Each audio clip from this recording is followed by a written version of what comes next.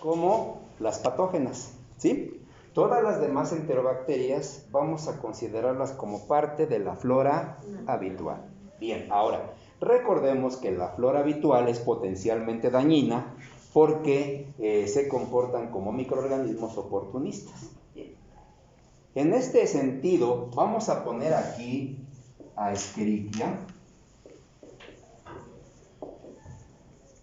y hay que explicar la situación. Primero, cualquiera de los microorganismos que formen parte de la flora habitual, cualquiera de ellos podría comportarse como oportunista.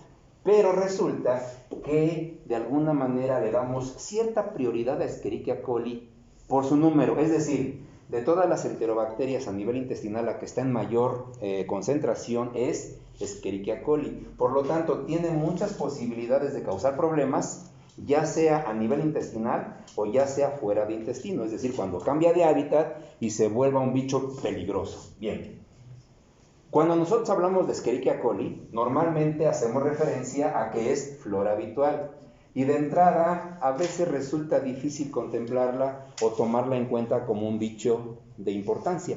Pero vamos a ver que la información genética que tiene Escherichia coli nos ha dado, ¿verdad?, a conocer que hay cientos de variantes. Cientos de variantes. Bien, todas las enterobacterias, en cuanto a clasificación, se manejan de acuerdo a la estructura antigénica. ¿Qué quiere decir? Que todas las enterobacterias tienen 3 antígenos de base, que son el antígeno K, el antígeno O y el antígeno H. 3 antígenos. En base a la variación de estos antígenos es que se lleva a cabo el conocimiento de tantas cepas, de tantas variantes que hay en estos microorganismos.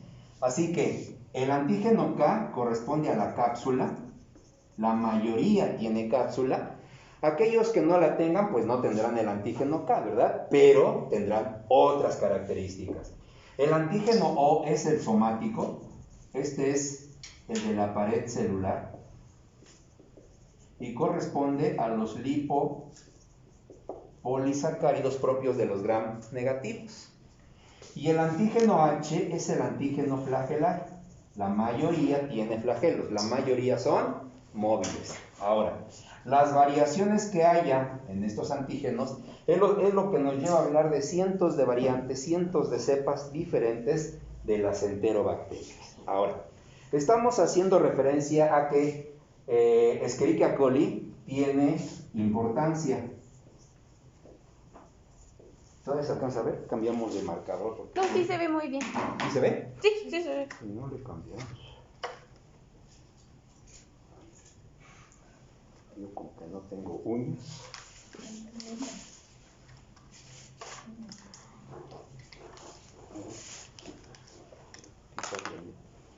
Entonces, a ver, fíjense bien.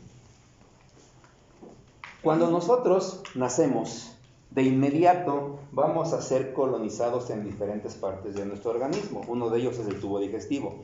Eso quiere decir que a los pocos minutos o pocas horas de haber nacido, ya estamos siendo colonizados por Escherichia coli. Entonces, en base a la edad, desde pequeñitos hasta adultos, nos enfrentamos constantemente a el contacto con cepas de Escherichia coli. Muchas gracias.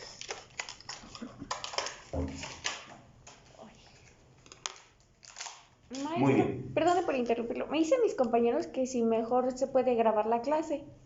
De todas también la están grabando, ¿no? Sí, bueno, pero poder cancelar la reunión o dejarla. Déjala. Okay. Si en un momento se corta, pues ni modo, pues la están grabando, Okay. no hay problema. Yo digo que la deje, porque si alguno quiere seguir ahí. Bueno, a ver, fíjense bien lo que voy a decir. Desde que somos pequeños, conforme vamos avanzando, nos enfrentamos a cepas de Escherichia coli en toda nuestra vida. ¿Por qué? Porque tenemos que comer, ¿sí? Eso quiere decir que los alimentos van a ir contaminados con heces humanas. Fíjense bien qué importante es esto. En cualquier sitio donde yo encuentre presencia de Escherichia coli, esto es un índice de contaminación fecal. O sea, imaginen que ahorita hacemos un protocolo de trabajo y resulta que tomamos muestras de diferentes superficies, incluyendo muestras de nuestras manos, de nuestra cara, del celular, del lápiz, etcétera, etcétera, ¿verdad? Empezamos a tomar muestras y las sembramos en el medio que vieron ahorita que se veía verdoso, ¿se acuerdan? Bien. Si nosotros tomamos muestra de las manos y hay crecimiento, ¿cuál es mi conclusión? Que en mis manos hay contaminación fecal. ¿Estamos de acuerdo? Por eso esto es un índice. Eso quiere decir que todos los días, durante toda nuestra vida, estamos en contacto con este tipo de microorganismos. Ahora, la mayoría de las cepas con las que tenemos contacto van a terminar siendo parte de nuestra flora habitual. Pero genéticamente vamos a ver que Escherichia coli, ¿verdad?, tiene variantes muy importantes que se van a llamar de la siguiente manera. Escherichia coli enteropatogénica, Escherichia coli enteroinvasiva, Escherichia coli enterohemorrágica, Escherichia coli enterotoxigénica, Escherichia coli enteroagregativa. Repito, Escherichia coli enteropatogénica, enteroinvasiva, enterohemorrágica, enterotoxigénica y enteroagregativa. Eso quiere decir que tienen una información genética que les da esa peculiaridad. Ahora fíjense, si nosotros en un momento dado tenemos contacto con una de estas cepas, ¿verdad?, posiblemente nos cause una alteración intestinal, mientras se adapta a ser parte de nuestra flora habitual. Ahora, el otro concepto, cuando ya vamos en la edad adulta, eso quiere decir que si hablamos de la cuestión de nuestra historia en vida, ya hemos tenido contacto con muchas variantes de Escherichia coli. Eso quiere decir que si ahorita, en este momento, nos pusiéramos en contacto con alguna de ellas, pero ya antes tuve contacto, ¿verdad?, con la cepa, cualquiera de ellas, ya no me podría causar daño. Es decir, me causa daño cuando por primera vez tenga yo contacto con alguna de esas variantes, mientras forma parte de mi flora habitual. Por esa razón es que cuando hablamos de Escherichia coli en términos generales causante de afecciones intestinales, se denomina algo como la diarrea del viajero. O sea, cuando vamos a algún sitio, ¿verdad?, diferente, de paseo, de viaje, de lo que quieran, de vacaciones, ¿verdad?, cuando lleguemos a ese lugar, nos vamos a enfrentar a cepas nuevas de Escherichia coli que habitan allá, en la gente de allá. Y si me toca la mala suerte de que sea alguna de estas, pues me va a provocar una alteración tipo diarreico, mientras se adapta a ser mi flora habitual. Ahora, ¿quiénes van a sufrir más de problemas intestinales? Los niños, porque son los que apenas se están poniendo en contacto con diferentes cepas. Así que si al niño le toca alguna de ellas, le va a provocar un problema intestinal. ¿Sí se entiende eso? Sí. Ok, ya en nosotros es más difícil por la edad que tenemos, pero si nos llega a tocar una de ellas con las que no hemos tenido previamente contacto, de que nos va a causar algo, nos va a causar algo. ¿Estamos entendidos? Bien. Así que, ¿qué significa esto? Que las variantes van a propiciar diferentes alteraciones a nivel intestinal. Empecemos. Escherichia coli enteropatogénica. Esta variante de Escherichia tiene la capacidad de adherirse, se adhiere al epitelio intestinal y una vez que se adhiere, causa el borramiento de las vellosidades. Es decir, como que hace que las vellosidades pierdan tamaño, se haga el epitelio liso. Bien, esta característica, ¿a qué nos lleva? ¿Qué nos causa? Nos causa un problema de absorción.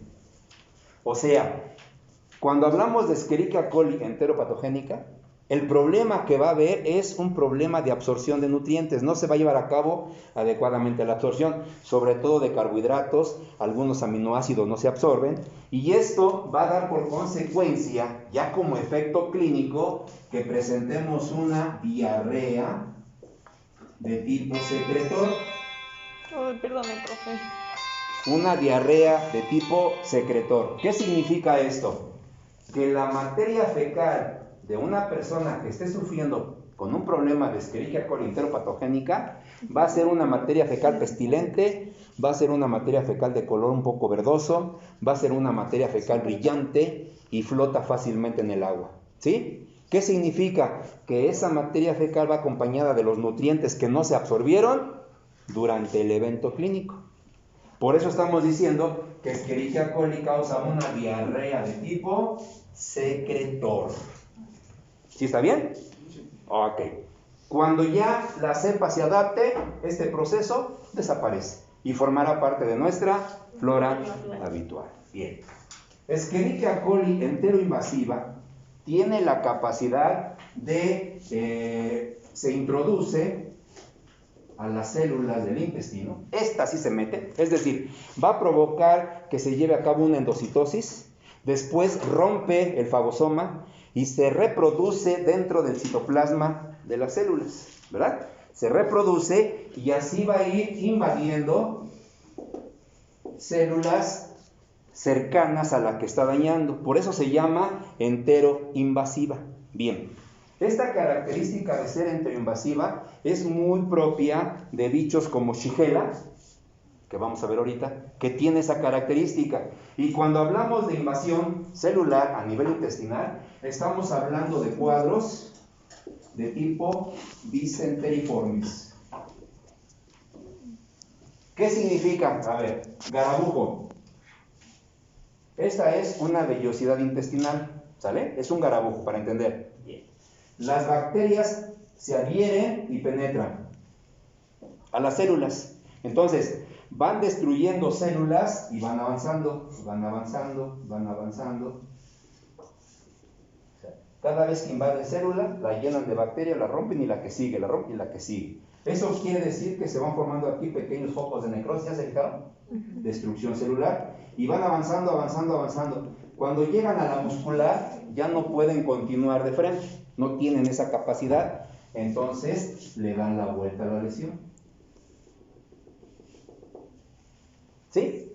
A este tipo de lesión se le conoce como lesión en cuello de botella invertido, o sea, la necrosis que vamos a observar es así. ¿Me doy a entender? Ahora fíjense, esta sería una vellosidad intestinal. Ahora, si dibujamos, si hacemos un garabujo del corte del intestino, estoy semejando varias vellosidades. Es un garabujo otra vez. ¿Estamos? Ahora, esta lesión, pongámosla aquí. ¿Sí? En la otra vellosidad, hagamos lo mismo. En la otra vellosidad, hagamos lo mismo. Y en un momento dado, las lesiones van a unirse. Cuando se lleve a cabo la unión de las lesiones, entonces la mucosa se desprende. A eso se le llama clínicamente esfacelación de la mucosa intestinal. Y entonces voy a tener un cuadro en el cual va a haber diarrea con moco y sangre. Ahora fíjense lo que voy a decir. Diarrea con moco y sangre, esto equivale a decir disentería. ¿Sí está bien? Nada más que, si se fijan, utilicé el término disenteriforme. ¿Esto qué quiere decir? Que Escherichia coli enteroinvasiva sí causa esto, pero no con la misma intensidad que lo hace otro microorganismo como Shigella. Es decir, este cuadro clínico se va a asemejar al de Shigella, pero no llega a ser de la misma intensidad. Por eso le llamamos disenteriforme. Porque cuando hablemos de Shigella, sí diremos que es una clásica disentería. ¿Estamos de acuerdo? Y entonces el paciente que tiene un problema con este tipo de microorganismos tiene un dolor abdominal, ¿verdad? Intenso, tipo cólico. El dolor se debe al desprendimiento de la mucosa intestinal que le obliga al paciente a la evacuación. Y entonces cuando evacúa, pues se evacúa materia fecal, moco y sangre. ¿Estamos? Eso es lo que hace Escherichia coli enteroinvasiva. Y recuerden, no se parece a lo que va a causar este. Este es peligrosísimo. ¿Sí? Bien. Luego, ¿sí vamos bien? Sí. Escherichia coli enterohemorrágica lo que va a ocasionar es una bacteria que causa citotoxicidad. ¿Por qué razón? Porque Escherichia coli enterohemorrágica produce enterotoxina, una toxina. Esta enterotoxina tiene la característica de ser citotóxica. Esta toxina se dice que es una toxina semejante a la toxina de Shiga. Cuando decimos que es semejante a la toxina de Shiga, se va a parecer a la que produce Shigella. Pero la que produce Shigella es más peligrosa que la que produce Escherichia coli. Entonces, la toxina causa destrucción celular. La destrucción celular va a dar lugar a zonas hemorrágicas. Va a haber hemorragias, ¿sí? Estas hemorragias, vamos a ver que en el caso de Escherichia coli son menos intensas que en el caso de Shigella. Eso quiere decir que la toxina de Shigella causa más daño que la toxina, ¿verdad?, de Escherichia coli.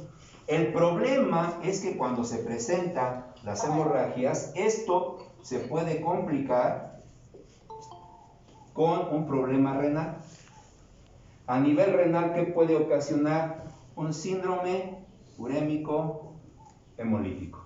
Es decir, se presenta la hemorragia, hay alteración en el tejido, hay muerte celular y hay alteración de eritrocitos. Y recuerden que cuando se destruyen eritrocitos hay hemoglobina libre y la hemoglobina libre puede causar daño renal. Así que una complicación de lo que ocasiona Escherichia coli enterohemorrágica, una complicación seria es el síndrome urémico hemolítico. Esto va a dar lugar o puede dar lugar a una insuficiencia renal aguda. Ahora, si esto lo estamos diciendo con Escherichia coli, que puede ocasionar este problema, imagínenlo con Shigella. Este sí lo causa y de una manera muy severa. Así que cuando hay una infección por Shigella, el daño a nivel de riñón aumenta en probabilidad y en intensidad. ¿Sí? Y esto es lo que ocasiona Escherichia coli enterohemorrágica. Eso quiere decir que en este proceso vamos a tener lo que se conoce como una colitis hemorrágica. ¿Sí? Colitis hemorrágica, en donde el paciente pues tiene dolor abdominal, algo de náuseas, vómito y diarrea. Y la diarrea saldrá acompañada con sangre fresca, sangre total. Fíjense que es muy diferente que salga con sangre a que salga con moco y sangre. Es diferente. Es diferente. Incluso se dan cuenta que el daño es distinto. Es diferente. En este caso no hay desprendimiento de la mucosa, hay daño de las células a nivel intestinal. Y en el otro sí hay desprendimiento de la mucosa intestinal. O sea, son dos situaciones muy, muy diferentes. Bien. Luego viene Escherichia coli enterotoxigénica. Bien. Esta variante de Escherichia produce dos enterotoxinas conocidas como LT y SB.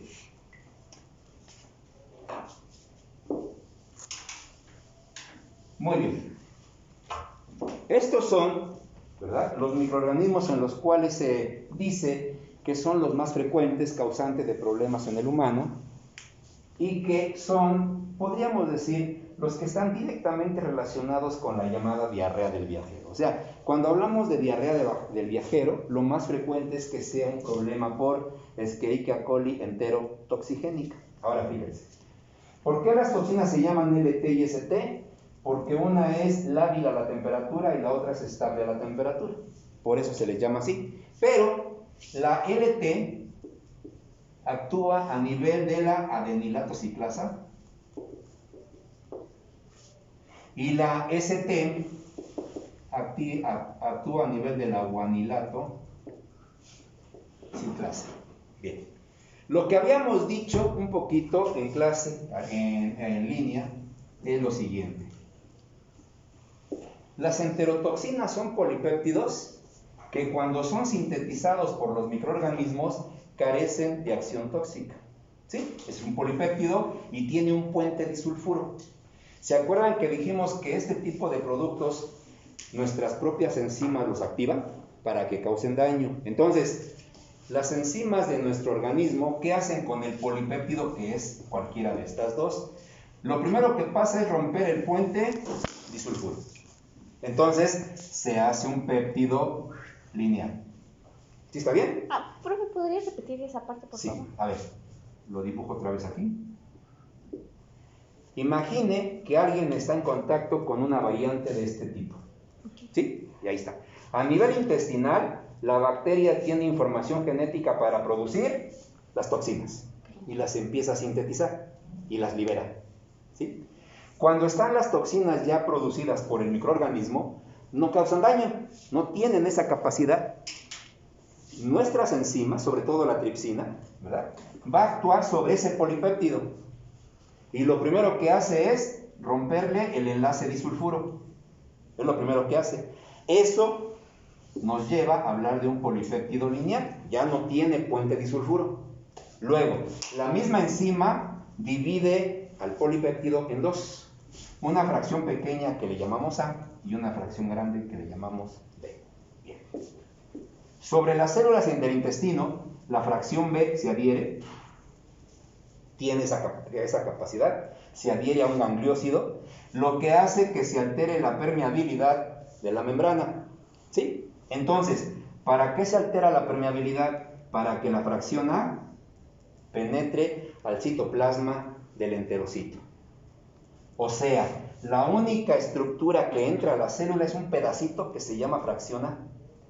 Cuando esta fracción A entra al citoplasma, ahí es donde activa, si hablamos de la LT, activa la adenilato ciclasa, la activa constantemente. Esta activación hace que se eleve los niveles de AMP cíclico en el interior de la célula. Entonces, se eleva el AMP cíclico y va a causar un desequilibrio osmótico grave en la célula.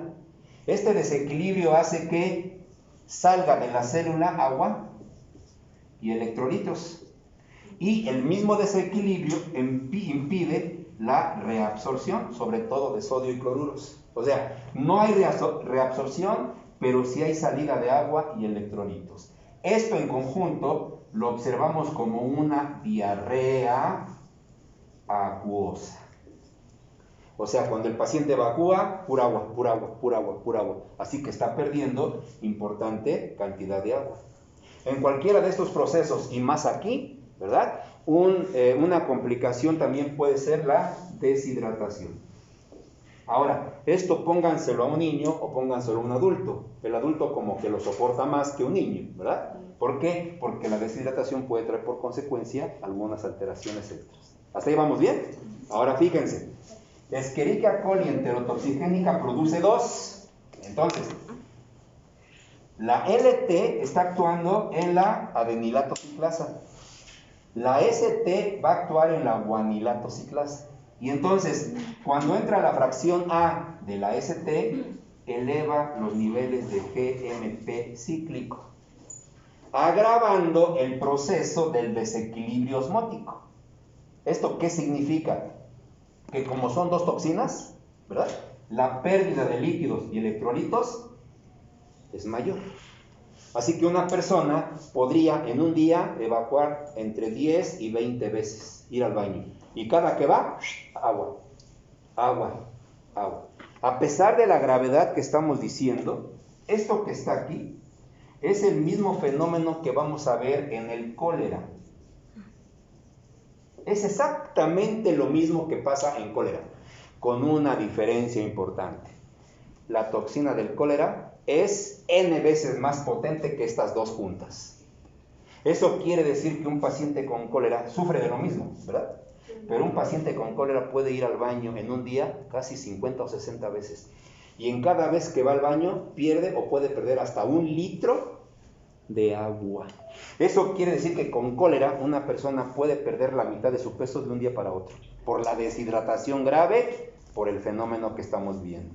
Ahora, visto así, diríamos, lo que ocasiona Escherichia coli, ¿verdad? Pues no se va a comparar con la intensidad que lo hace el cólera, pero sí está generando una diarrea de tipo acuoso, y es la clásica diarrea del viajero. ¿Vamos entendiendo? Dijo que en el cólera se perdía cuando iba el paciente al baño 1 litro, pero... En cada vez que va. Ajá, cada vez que va, pero en el caso de Escherichia coli... Es menos, y en Escherichia coli son 10 veces tal vez las que vaya al baño en un día. El paciente con cólera puede ir 50 veces al baño en un día. O sea, imaginen, si llegara en Escherichia coli a perderse 1 litro, pues se pierden 10 litros, por decir, ¿verdad? Este pierde hasta 50 litros en un día. O sea, queda pero sí seco, válgame la expresión, ¿no? Así que esto es mucho más peligroso que esto. O sea, el fenómeno de daño, el efecto es exactamente el mismo. La diferencia es la intensidad con la que lo hace. ¿Sí? Así que la toxina de este es muchísimo más potente que estas dos juntas. Gracias. ¿Queda claro? Sí. ¿Preguntas hasta aquí? ¿No? Ok, entonces ya llevamos 4 variantes, ya vimos lo que sucede en cada una de ellas. La última. Escherichia coli enteroagregativa. ¿Esta qué característica tiene? Este tiene la característica de tapizar, si me permiten la palabra, tapizar el epitelio. Es decir, sobre el epitelio intestinal se adhieren unas sobre otras, van formando verdaderos ladrillos ahí, masas de bacterias pegadas al epitelio intestinal. ¿Sí? Esto lo que va a ocasionar también está relacionado con la falta de absorción de nutrientes. Por lo tanto, Escherichia coli enteroagregativa también causa una diarrea de tipo secretor, porque está interfiriendo con la absorción de nutrientes. La primera lo hizo porque borra las vellosidades. Esta lo hace porque tapa las vellosidades. Por eso se llama agregativa. ¿Sí? Bien. Y todo esto que estamos diciendo lo sufren principalmente, ya quedamos, los chavitos, sobre todo los niños, por lo que hemos comentado, de estar en contacto con las diferentes cepas. ¿Sí está bien? Pero no nos quita en un momento dado el rollo de que si algún día nos ponemos en contacto con esa cepa y nunca la había tenido yo presente, pues me va a causar cualquiera de esas alteraciones. ¿Sí? Y cuando se acabe el proceso clínico, la bacteria se va a quedar como parte de mi flora. Y si después vuelvo a tener contacto con ella, ya no me va a causar nada, porque ya la va a reconocer como si fuera de nuestra flora habitual. ¿Vamos bien hasta aquí? Sí. Ok, ahora, hacer diagnóstico de esto no es fácil. ¿Por qué razón? Porque estamos hablando de Escherichia coli. Y cada que hablemos de Escherichia coli a nivel intestinal, lo primero que pensamos es a flora habitual. Es lo primero que pensamos. Como que de repente no es tan fácil que un médico voltee su mirada hacia este microorganismo. Como que no es así tan fácil, ¿sí? Como que de repente lo ignoramos. Entonces, debido a eso, es que para tomar en cuenta a Escherichia coli, hay que cumplirse ciertos requisitos. Primero, número 1, quedamos que generalmente son chavitos pequeños. Entonces, primer requisito, que sea un lactante. ¿Sí? Generalmente, chavos pequeños. Segundo requisito, que ya hemos realizado estudios y no hay agentes considerados netamente patógenos. Es decir, el chavito está enfermo, yo ya le busqué Shigella, no hay, ya le busqué Salmonella, no hay, ya le busqué amibas, no hay, ya le busqué todos aquellos que causan problemas y no hay. Y el chavito sigue con síntomas. ¿Estamos de acuerdo? Bien. Entonces, lactante y ya busqué ya. bichos y no hay. Y sigue con el cuadro clínico. Con el cuadro clínico a nivel intestinal. Cuando esto, ¿verdad?, yo lo tenga en un paciente, entonces digo, probablemente sea Escherichia coli. Hasta ese momento yo podría pensar, no lo puedo asegurar, ¿sí? Pienso, como no hay ningún patógeno, ¿sí?, ya descarté esas posibilidades. Es un chamaquito y sigue con su problema intestinal. Bueno, vamos a ver si este es el responsable. Es cuando la mirada la volteamos hacia Escherichia coli. Muy bien. Una vez que hacemos esto, debemos de comprobar. Para la comprobación, aquí hay un problema, ¿sí? ¿Cuál es el problema? Que yo tengo que determinar la cepa de Escherichia coli que en ese momento estoy obteniendo del paciente. O sea, el que yo conozca su clasificación me indicaría si es una cepa patogénica, invasiva, hemorrágica, toxigénica o agregativa. Y la única forma de hacer esto es utilizando anticuerpos monoclonales. Y esto, por desgracia, solo lo hacen los laboratorios de referencia. No cualquier laboratorio tiene la capacidad de hacernos este tipo de estudio.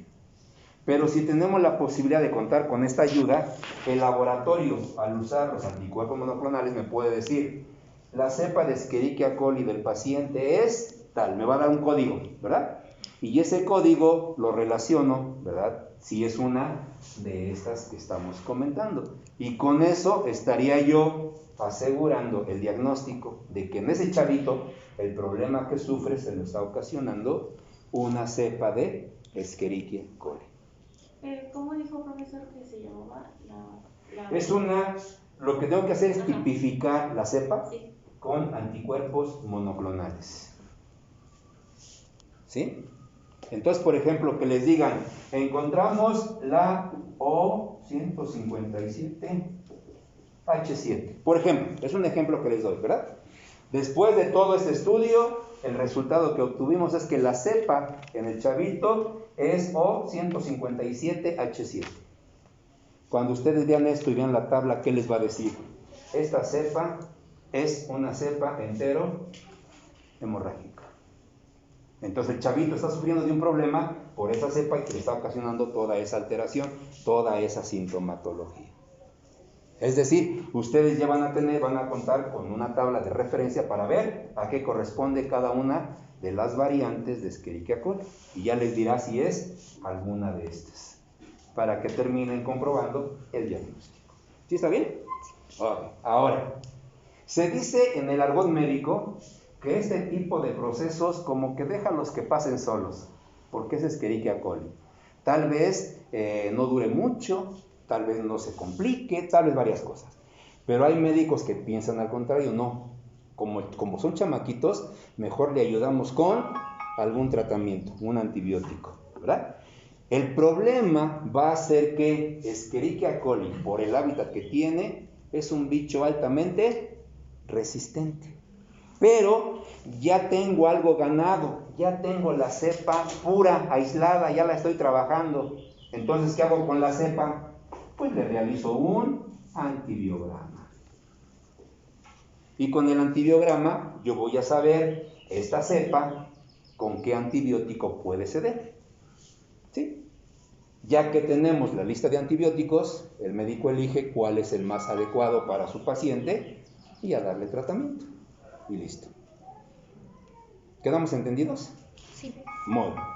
Ahora, si hablamos de esa manera, nosotros hemos comentado siempre qué pasa con la prevención. ¿Qué opinan con respecto a la prevención para esto? ¿Qué sugieren?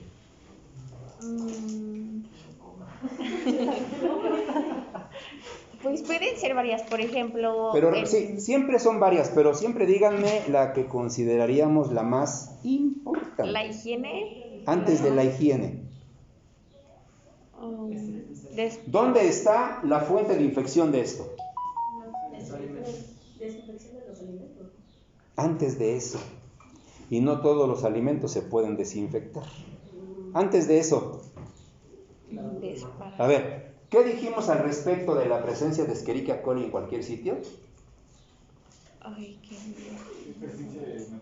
Materia fecal. ¿Sí? Ok. La fuente de infección somos nosotros mismos. ¿Sí? Pero ¿cuándo qué?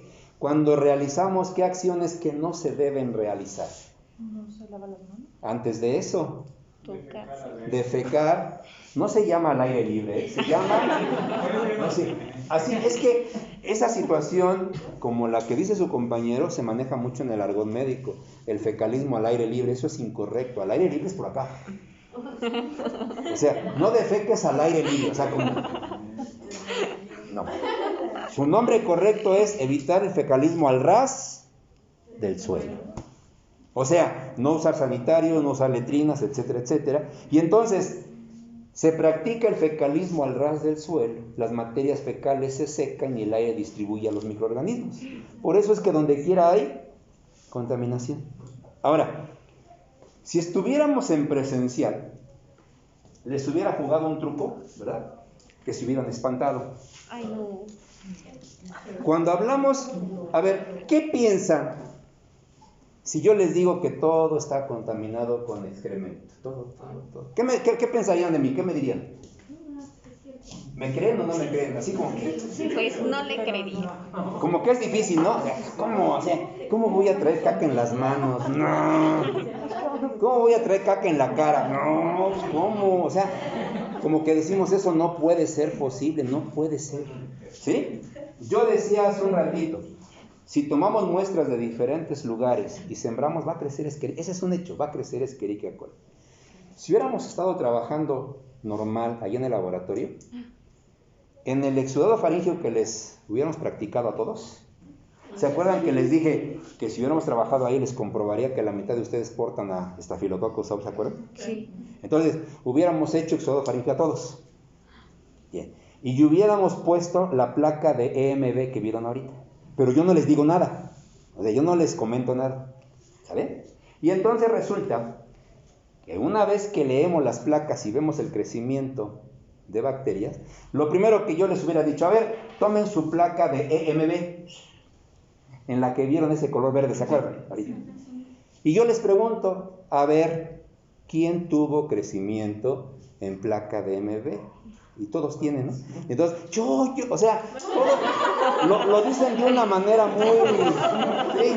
O sea, el alumno, en ese momento el alumno, ¿qué está pensando? Trabaje bien, ¿sí o no? Sí, y levantan la mano, sí, yo tengo crecimiento, mire, yo tengo crecimiento. O sea, bien felices los alumnos porque hubo crecimiento en MB. Y entonces aquí es donde viene la pedrada, ¿sí? ¿De dónde se está obteniendo la muestra? Dentro de la boca. Porque es un exudado faríngeo.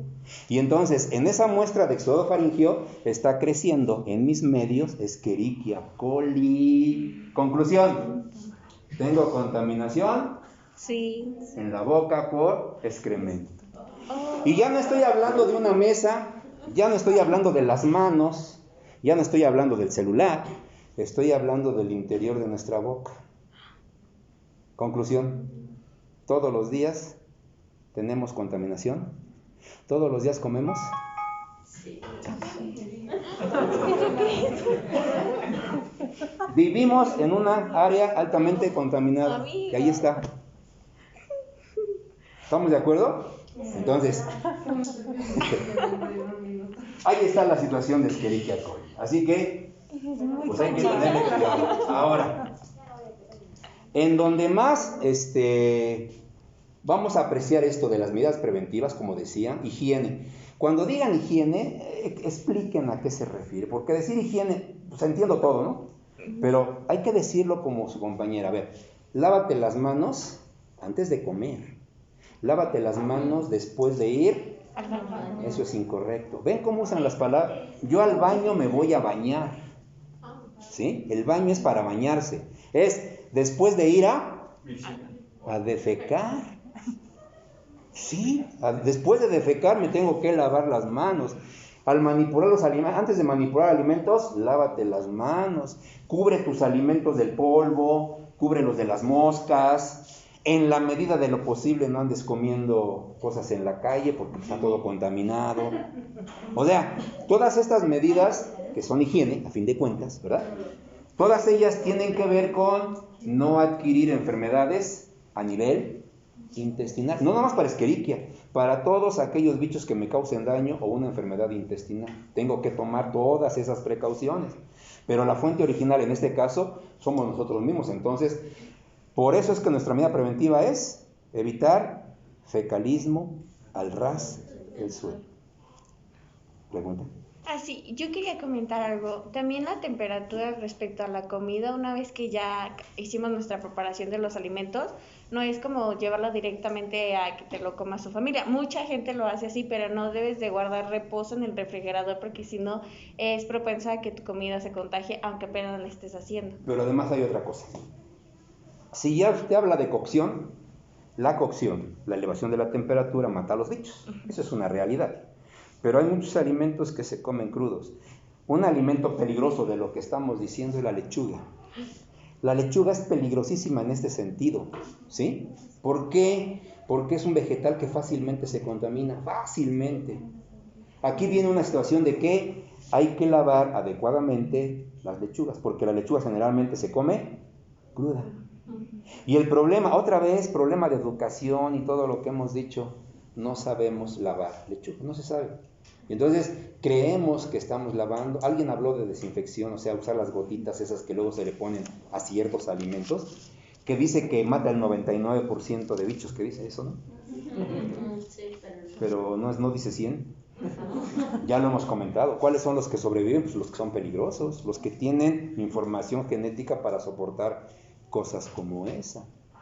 Entonces, aquí lo que hay que hacer es poner precaución en todo. Pero el día que nos toque, pues nos toca. Así me haya yo lavado las manos 50,000 veces antes de comer, si me tocó, me tocó.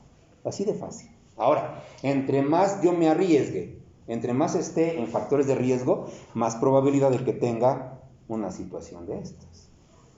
¿Sí estamos de acuerdo? Ahora fíjense.